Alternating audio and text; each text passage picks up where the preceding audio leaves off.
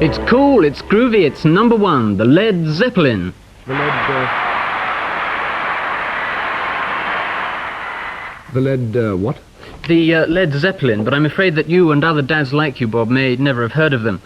But this British group has made musical history today. Readers of the Melody Maker have voted them the top world group. The significance is that the Beatles have held this title for 8 years. But now, the Beatles are out.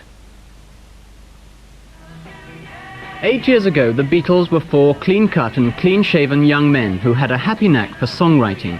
The tunes they wrote and sang were evergreens, as hummable and as immortal as I'm Dreaming of a White Christmas and Autumn Leaves.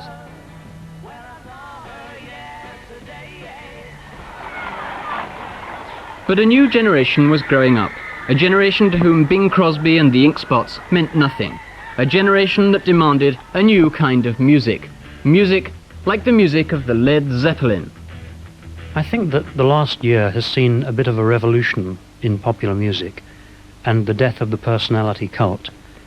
Led Zeppelin have taken over where the Beatles left off because people are now interested in young musicians rather than in, say, what Paul McCartney had for breakfast. People have turned inwards and they're looking to the young musicians scene. Led Zeppelin are good musicians and people are voting for them rather than for an image as they used to years ago.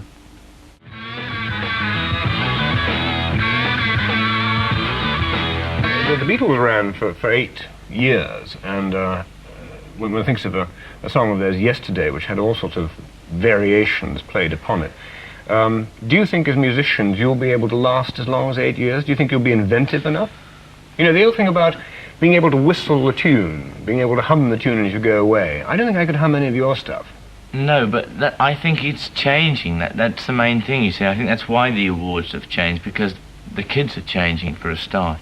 And so is the music changing. I think, well, there's already a single out of Whole Lot of Love, an orchestra playing it, which is quite interesting, really. The flute plays what the lead vocal would do. So you're saying that your fans don't necessarily want to whistle the tunes, to hum the tune, but they're much more sophisticated than, you know, my generation. I think so. Not in that sense. I think these days that let's say the public, you know, it's not just say the kids, because we've had sort of all sorts of people at concerts, you know. I think that they're coming to listen to what you're playing and not just to look at you and see what you are. I mean, I remember when I was, let's go back a few years, when I first went to see the Beatles, because we've mentioned them a few times, it was to look at them, you know. It wasn't, you didn't really bother what you were listening to. Yeah. And today, it's not what you are, it's what you're playing. And well, this is interesting. We've heard that the personality cult is dead, but I'm still going to put one of those kind of questions. I mean, I wouldn't know whether you're a millionaire or not, but you must be quite rich now. What's it like having money? Well, John's laughing because I think I must spend a good £5 a week, and I think goat and chicken food. This is keeping your goats, yes, right, yeah. In Kidderminster. Yeah. But having paid for the goat bill, you've got a little bit left over, have you? Oh, a few shillings and groats and so. No, I think it all boils down to, well, it keeps boiling down. But I mean, in our position, we've spent years and years on the road, sort of playing in little church halls and being beaten up and bricks thrown through the van windows and everything. And to have money at last is just another figure in my mind of mass acceptance, which is what we all work for.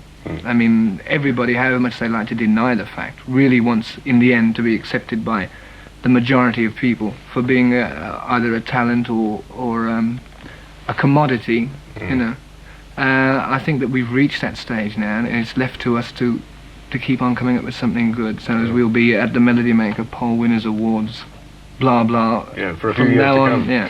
Robert Plant, John Bonham, thank you very much, and good luck with your 40,000 audience in Madison Square Garden in New York. Yeah. Thank you. Thank you.